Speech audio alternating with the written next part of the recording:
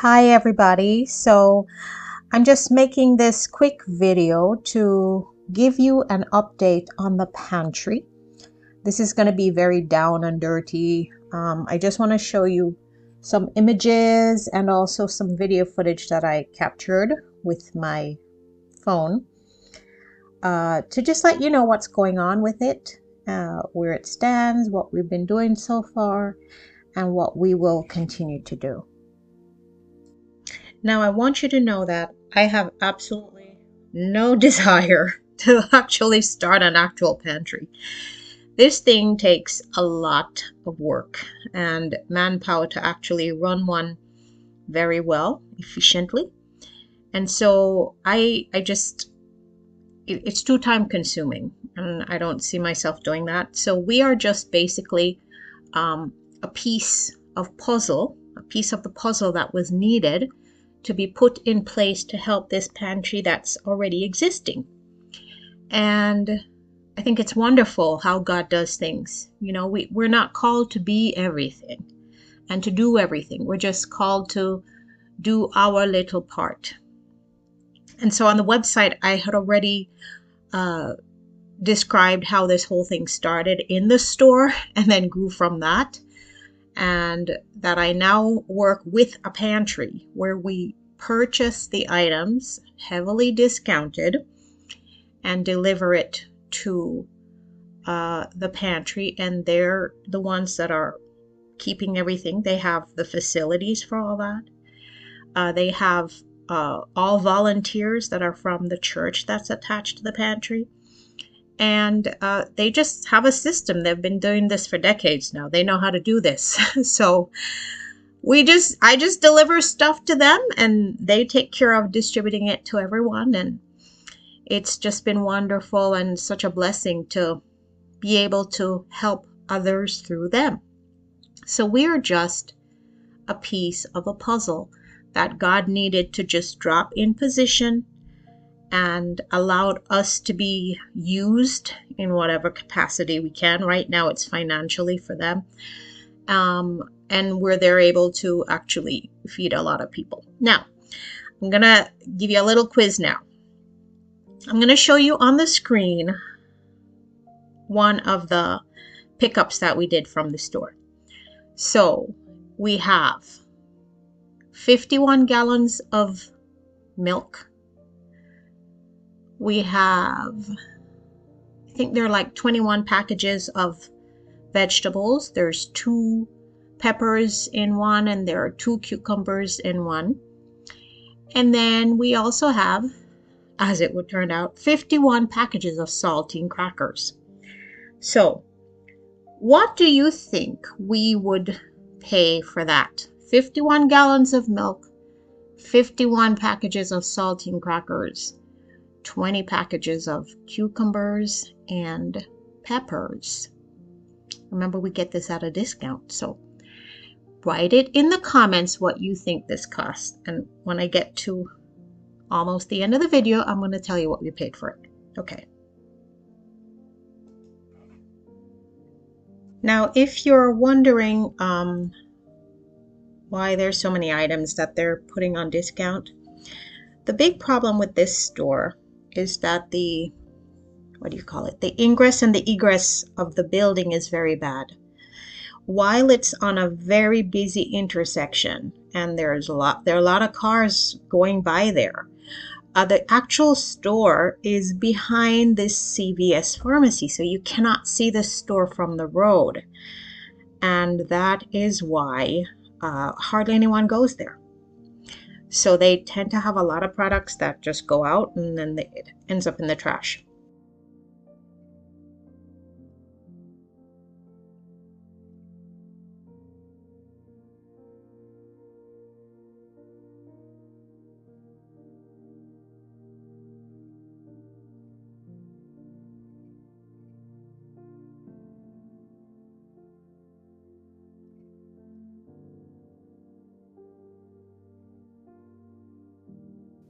Now I want to show you some photos of some of the items that we pick up from the store. Now, I will tell you that it's very random. I have absolutely no idea what I'm going to get until I walk in the store and I'm talking to the manager or the assistant manager, and they're just like, here's what we have. That's it. Totally random. So, they'll have like boxes, cases of cereal. So then I'll buy the milk to go with the cereal kind of thing. And sometimes it's bacon, sometimes it's yogurts, sometimes it's just random things. A whole day of just vegetables and fruits. So whatever they have, that's basically what I'm picking up and paying for. Now, did you write down what you thought the 51 gallons of milk, 51 packages of saltines, and the 21 packages of vegetable would cost? Well, we actually paid $69.50 for that. Yep, that's what it cost, $69.50. And if you think that went to 51 families, that's pretty darn good for that many people, So I also don't want you to think that every single time I go there, it's that cheap, because it's not. I could get a small box and it will cost more than what a full car of stuff will cost. For example, I want to point out this formula, this baby formula. I learned something interesting about baby formula. So, the Food and Drug Administration, what's the word? The proper way to discard of formula, I was told by the store, they cannot throw the cans in the trash, the dumpster.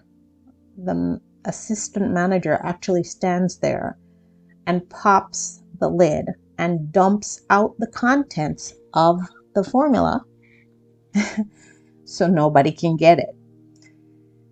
And I guess I understand that, because we're talking about babies here. And, that is, you just can't play with that, right? I get it. But on the other hand, and I guess in past seasons, I wouldn't be bothered by this, but I was bothered by it because didn't we just literally go through a baby formula shortage where mothers were not able to get the formula for their babies?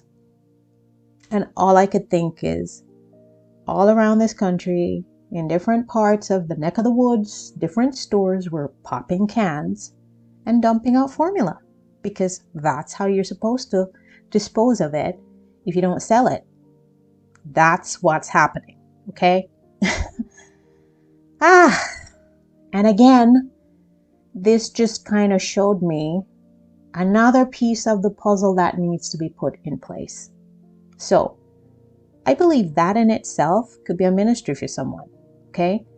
The connecting piece between a nursery or a childcare facility, or even the childcare facility at churches that might need formula that they could give to these families that don't have the money.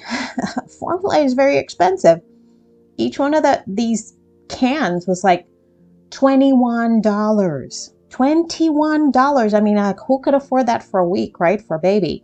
So I didn't get this for pennies. I had to pay, they only took 50% off of it for me. So I still had to pay like $10 per can. So it was like $240 in the end. But I thought to myself, somebody could be doing this, right? Like being that puzzle, being the person who walks around and talks to all of the stores in the neighborhood, or your community or your city, and say, hey, what do you do with your formulas when you've got like a month left on them? And that's a piece of the puzzle that I don't think that exists right now. So I just wanted to share that with you and kind of cause you to think, in case you feel that might be something you want to do. Now, when I pick up all of these items, it goes directly over to the church, to the pantry. Because obviously I do not have anywhere to store any of this stuff. So it goes there. They have all the facilities to just put all of this stuff and have it there safely. So when I get there, the pantry is not yet open because I do this first thing in the morning. And so I have a better relationship with Bob and Mark. They open up for me because it's locked up and just help me get the stuff out of the car before the team shows up to actually put all the items out and get it ready for the people that are coming to the pantry itself. So we are not the only ministry or place that donates to this church. They are actually getting from several different places, right? So they go and they pick up, I know Publix, they're getting from Publix, they're getting from Wawa. Those of you who don't know, that's a very large gas station that has a store attached to it. And I'm sure some other places too. So ours is really going along with what they have there. What is interesting is that we are filling a need or a niche kind of in what they're doing that they don't currently have, because most of what they get from the stores that they currently go to are like canned items or bakery goods. But they don't get anything cold. So we're literally the only place that brings them milk and cheese and butter and stuff like that, which is wonderful to be able to, yogurts, to give them that. I think one other lady I was speaking to there, she was like, I've been volunteering here for 5 years and I don't ever remember seeing milk. So that's really wonderful to be able to add that to the dry goods that they have. I know that they are also getting meat from another location. And I mean, when I went there, actually, when we started this whole thing, if you remember, a couple of hurricanes came through the state. They didn't hit here. They were much further south, but it still affected, electricity. The power was out. So we had to wait. We had like a delay of like 3 weeks, 2 weeks for one storm and then 1 week for the other, where we couldn't do anything because we're just like, well, what if the power goes out? You don't want to like get all this stuff and then it's in the trash. So we couldn't really do anything there. So what happened then is then we got started and they were so happy when I showed up there because their usual places where they would pick up from, all of that was now going further south to the hurricane victims. So they were short on everything. And this is just how God works, right? So I go and they're like, oh my gosh, yes, we need you. We need this because we don't have enough. I think their meat got cut in half. So then we started bringing all this meat to them and they were so happy to have that.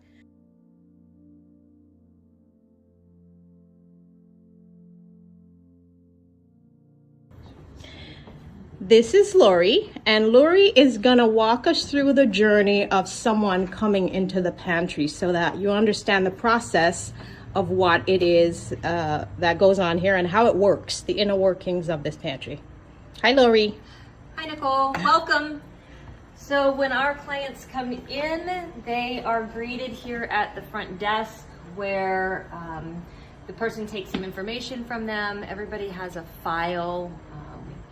Ask them some questions just so that we can make sure we're giving them and providing things that they need. That's mostly related to all of our food that goes out to our clients. We keep a list here, which has not been updated currently, but extra stuff you wouldn't think about. Pet food, hygiene products, things like that. We try to keep a list if there's anything extra that they need, mostly so that we're being efficient in what we're giving out, not giving everybody everything if they don't need it. It allows us to really kind of help the largest amount of people with what we do have because we are completely donation based. So someone will come in here and then bring their file over. We have ladies who sit here at the desks and help them go through if they have any updates to make. if there's a new client, we have some forms that we have them fill out and sign, and then they wait. The folder stays here, and the people are able to then go and shop in our thrift area. Once the folder is processed, then it's awaiting a prayer partner, because everybody who comes through is able to meet with a prayer partner, and just spend some quality time talking about how their life is, what's going on, what are their spiritual needs, because that's probably our bigger goal than even just giving them physical food or putting clothes on their back, is to really be able to speak into them about the gospel. Amen. So they come in, they're greeted. There's usually lots of volunteers around doing different things. We have this whole thrift area. We've got men's clothes, we have women's clothes, shoes, children's area. It's all very random for the most part, because it's what we're getting as donations. So we just try to provide some houseware things, some necessities. A lot of times we have extra fun stuff, like around the holidays. Some of our corporate donors, we have Valentine's stickies. Not a necessity, but that's fun. We have just some of the things that people might not be able to spend any extra money on for obvious reasons. So we provide whatever we receive. If God sends it, we give it away. Amen. So this is our back room, is what we call it. We should probably come up with something more creative, because it's our processing space. It's the area where every donation that comes in is brought and left in this room. As you can see, sometimes we have an overflow of items given to us. But we want to make sure that what goes out on our floor is not junk. We understand that people coming in here already are facing a lot in life, and it takes a lot of courage for them to walk through that door. And so we want them to have the experience with dignity. We want them to look and see the stuff that's available and feel like they're not digging through someone's trash. They're not getting something because it's junk and nobody else wants it. And that goes from making sure a pair of tennis shoes is in good condition. They're not missing the sole on one foot or no shoelaces. Making sure that clothes aren't stained or ripped, that they're, for the most part, current styles and things. We're not asking them to wear, clothes from the 1930s because no one else wants it.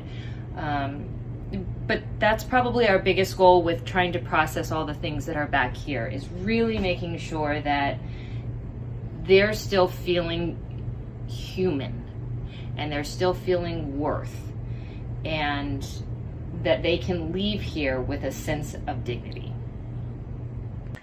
So when we walked over to these hygiene products, Lori started to cry as she was telling me about some of the people that were coming into the pantry now, how they have actually changed. So who they would normally get, those pictures of those people have just completely changed, and this is due to the inflation. So she's actually getting people that come now that have jobs, right? They have jobs, but because of the inflation, they are not able to make ends meet. So you'll have a mother, she has children and she has to feed her kids. Well, and then it's her time of the month, and she's having to make a decision between buying hygiene products and feeding her kids, So she got really emotional about it, and I was crying. So I had to cut the video off and just allow her to regroup for a little bit there. But, the thing is that you have to understand that a homeless person is a homeless person, whether they made $100,000, $200,000 a year, or they're making $15,000 a year, because so many people are living paycheck to paycheck right now that at any moment they could have a completely different reality than they did 2 months ago. This is what's happening in America right now. It was HEB supermarket in Texas. There was an ice storm and the power went out, and they had to throw out everything in their freezers and their cooler because it all went under temperature, meaning that it's not safe to eat. And somebody went by there and saw the items, put it up on social media. Hey, they're giving out free food, but it wasn't free food. The stuff is in the dumpster.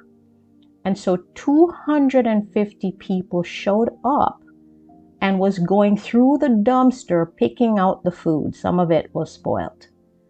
So that is just a sign and a symbol of what's going on in America right now. And people in America need help because this is what it is. And a lot of people are going through a very tough time. So Lori is meeting a lot of these people as they're coming in there. And this is why they're taking such care in how they talk to people, how they treat people with dignity, to make sure that they feel loved and not like they've done something wrong or something's wrong with them because they found themselves in this situation. So that's what was going on here. I'm not crying anymore, so we're okay.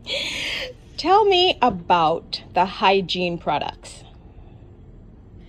Something we started doing when COVID hit was providing hygiene products. We found that as people were losing their jobs and not having as many resources to go around, they were having to choose between expensive diapers, feminine products, toothpaste, soaps, all of these things in our life that are consumables that are necessary,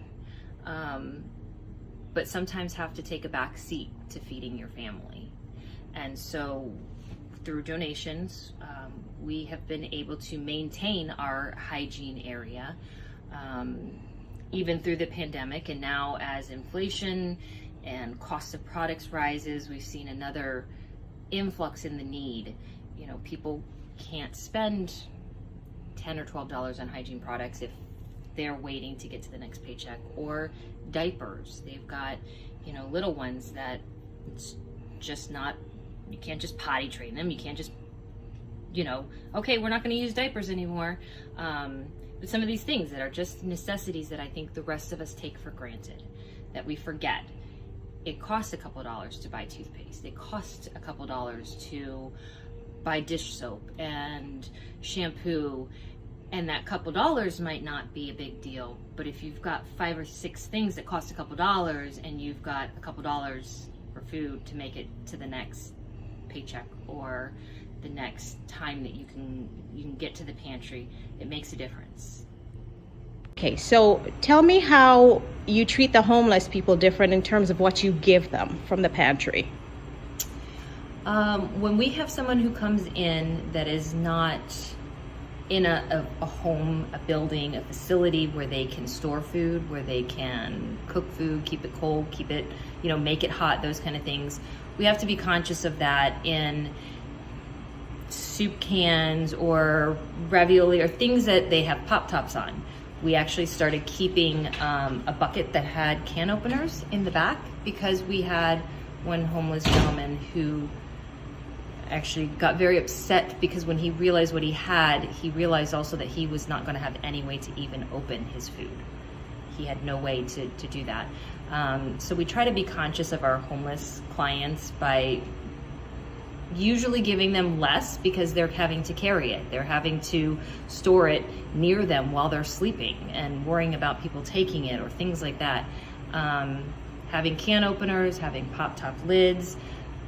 We have a huge supply of disposable utensils, plasticware, just the kind you get at the drive-through or the fast food place that are, you know, we keep those because we're able to give them utensils. You know, how bad would you feel if, okay, I got food and I'm going to open my can of tuna and now I have to eat it with my hands because I don't have a kitchen, I don't have a silverware drawer. So those are just some of the things that we try to be conscious of with our homeless clients. We keep backpacks in the room because putting their food into a backpack as opposed to just a box or a Publix bag is a little more secure for them. You know, they can close it up, they can keep it on their bodies, they can kind of keep track of their stuff a little easier. So once our clients come in and they've done their intake at the front office, a ticket is filled out that tells us how many adults and children are in their family. We ask things like, do you have electricity? Not because we're trying to be nosy, but we're not going to give them a bunch of refrigerated and freezer items if they don't have electricity. You know, we want to make sure that what we're giving them can be used, that it's not going to be wasted, and that we can provide what is needed. So we ask them some questions. This ticket comes back here. There is someone at this station, and they prepare the boxes. These boxes are then filled by our ladies who do shopping, and eventually come back around and get weighed. We weigh everything that goes out. We have some donors that require us to provide that information to them, and so we do that with each of the boxes, and then these are what goes out to our clients. When our clients are done in our thrift area and they have shopped and have the things that they need from there, then they come in and they were all given a ticket from their prayer partner that they bring over here and say, hi, Nicole, I'm ready to go ahead and collect my food and go for the evening. And so we have people who then take their boxes in one of our carts and they hand deliver it to their car. They say, thanks for coming in. We hope you had a really blessed night. God loves you. We'll see you again next time. We're glad we could help you. And so we take them to their cars with their items, and that's the conclusion of their experience with us. Can you say, like, how long will that food last? So let's say you have 4 people in a family. How does that equate in terms of length of time? I believe that each of the boxes that are packed are supposed to help that family for basically a week, is what we try to provide. Okay. She's a movie star. So, This is Judy. All right, Judy, explain it to me. so when people come in, they have to show us an ID, and if they have other adults in their household, we need a copy of their IDs as well. And for children, we need birth certificates, and then we add them all to the file, and they get as much food as they need the first time, but then by the second time, they have to bring all those IDs in for us to make it official. Okay. They come 3 times a year, any week or month they want, and their year starts the day they first walk in, and that's their anniversary date. Okay. We also have Thanksgiving and Christmas baskets, and they can choose one or the other, and they don't count in their visits. Okay.